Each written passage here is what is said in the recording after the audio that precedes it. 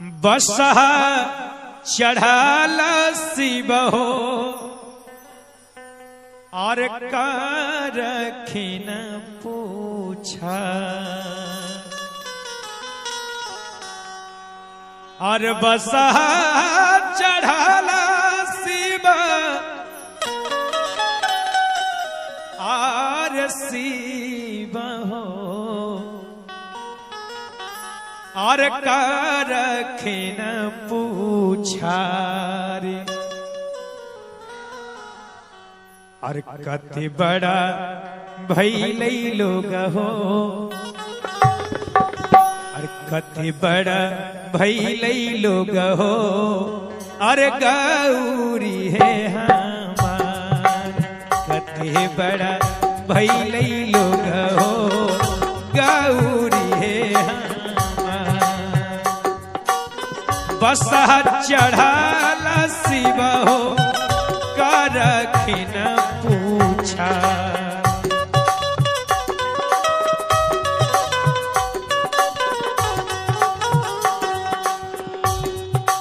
कते बड़ा भैले लोग हो कते बड़ा भैले लोग हो गौरी है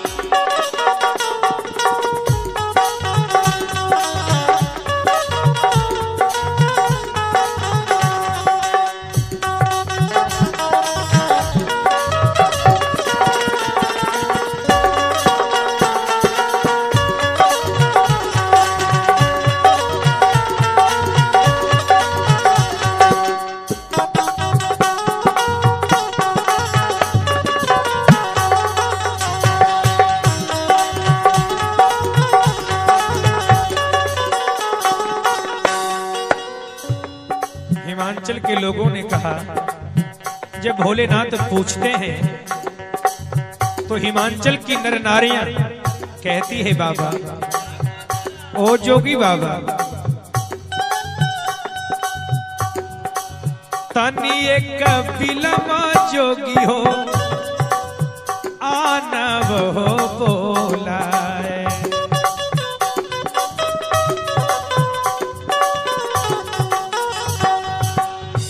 बाबा ओ जोगी बाबा आप तनिक देर ठहर जाइए मैं अभई बुला कर ला देती हूँ तनी एक बिलमा जोगी हो आनव हो बोलाए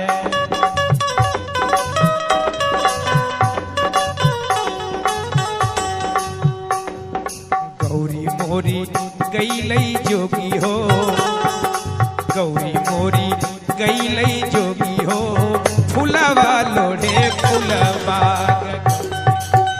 गईली जोगी हो फुलवा लोढ़े फुलवा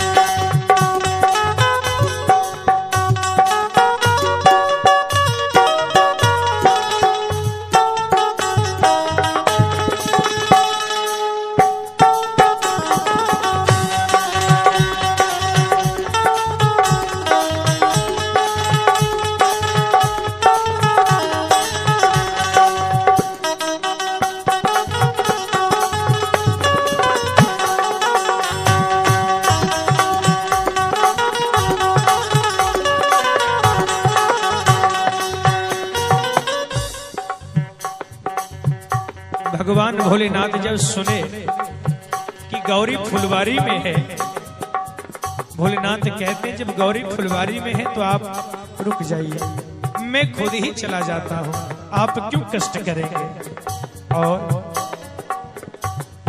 और जाकर फुलवारी के गेट पर खड़े हो गए रास्ता रोक लिए जब उधर से मैया पार्वती चली आ रही थी, भोलेनाथ डट करके कहते हैं ठहरो, सुनो, के कर के बारी गौरा है, के कर के दुलार है।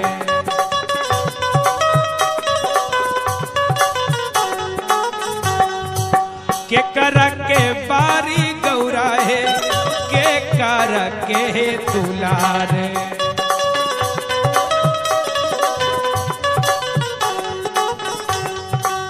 अरे ओ गौरा, के कर भरोसे गौरा है, के कर भरोसे गौरा है, हे लालो हे फूलबाग।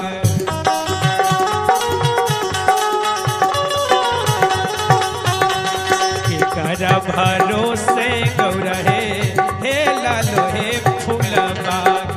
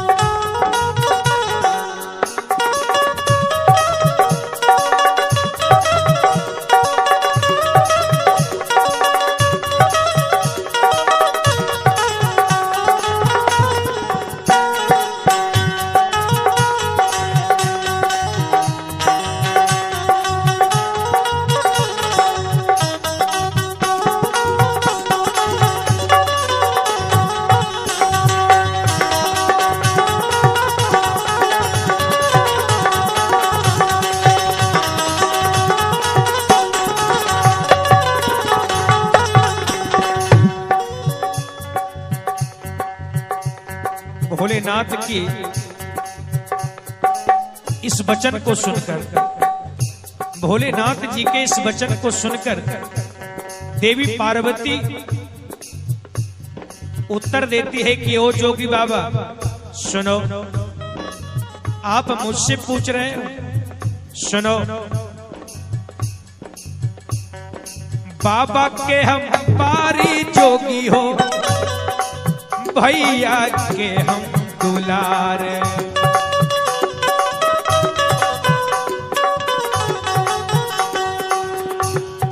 बाबा के हम पारी जोगी हो, भैया के हम दुलार।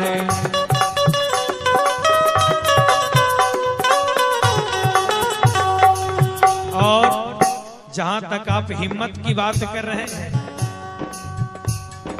अपना भरोसे जोगी हो,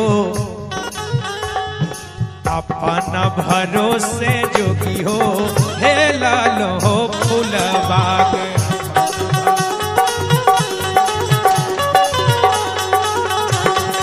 अपना भरोसे जोगी हो, हे लालो हो फूलबाग।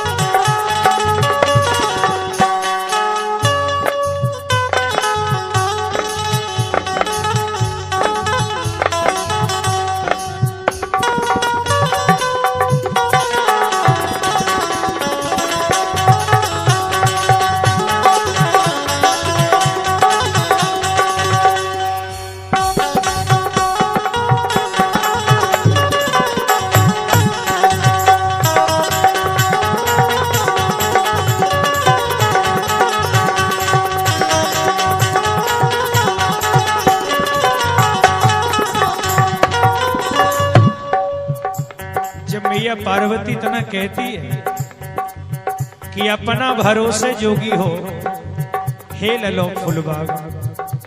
भगवान भोलेनाथ कहते हैं करियो देवी, एक तो तू फुलबारी में चली आई, फूल भी उतार ली, ऊपर से इतनी अकड़ दिखा रही है, अकड़ की बात कर रही है। सुन, भोलेनाथ कह रहे हैं और फोड़ी देबो शंखा चूड़ी गौरा, मेटी देबो हे सिंगार।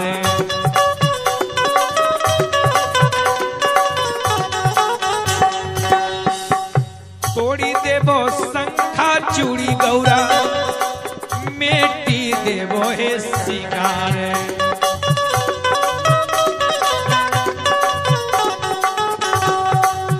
अरे ओ गौरा, और बाग से निकालब गौरा है, बाग से निकालब गौरा है, आजू हम है तोहार।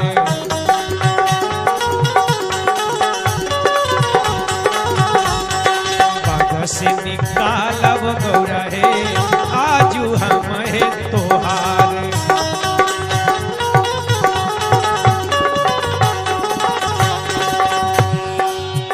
मैया पार्वती कहती कि ओ जोगी बाबा सुनिए, अगर आप में मिटाने की शक्ति है तो मुझ में बनाने की शक्ति है। जोड़ी ले बई शंखा चूड़ी भोला, जोड़ी ले बई शंखा चूड़ी जोगी, कारी ले बई हो सिंगार।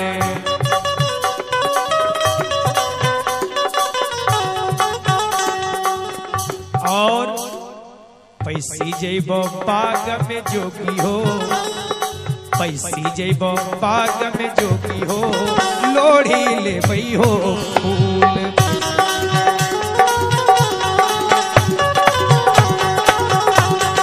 पैसी जइबो बाग में जोगी हो, लोढ़ी ले बो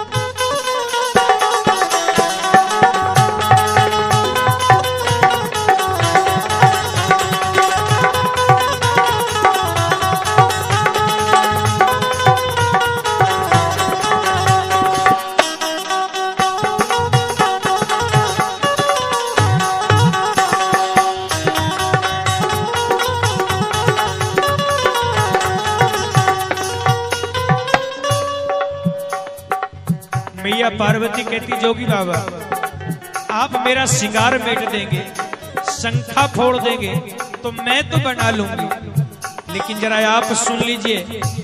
मैया कह रही है और फोड़ी देबो डमरू जोगी हो, अब तोड़ी देबो मुंड माल।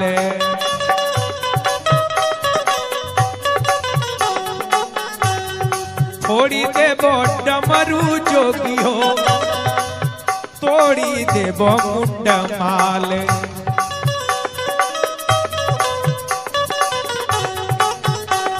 और ए जोगी बाबा अरे रिथी चिथी करब जोगी हो, रिथी चिथी करब जोगी हो, बाघंबर मृग छाल।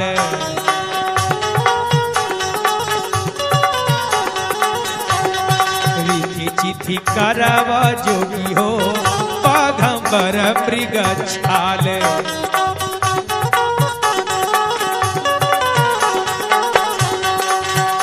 भोलेनाथ कहते हैं देवी सुनो, और छारी ले बई डमरू गौरा है, जोड़ी ले बई मुंड माल।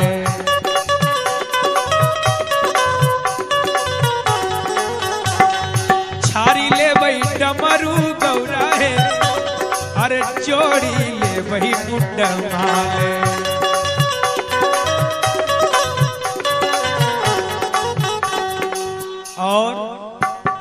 जहां तक बाघंबर की बात है, ये मृग छाल की बात है, तो सुनो गौरा।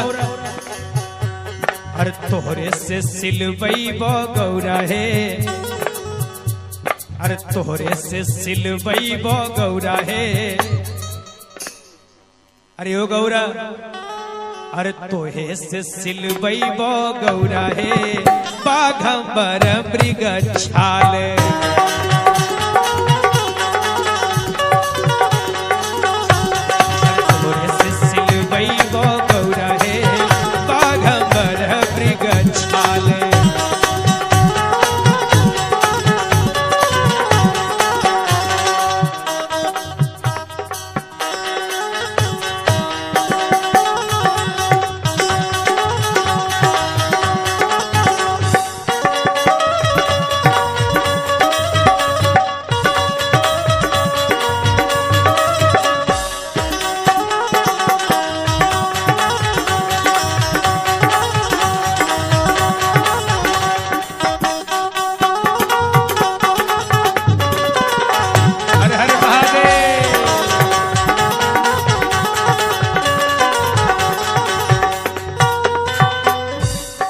कहथिन विद्यापति सुन हिमाचल है कुमारी।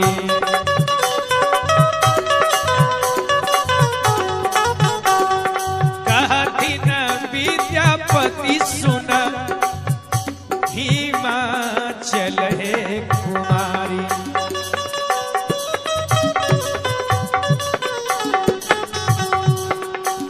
अरे इहो जब छाथिन गौरा है, अरे इहो जब छाथिन गौरा है, भोले दानी त्रिपुरारी।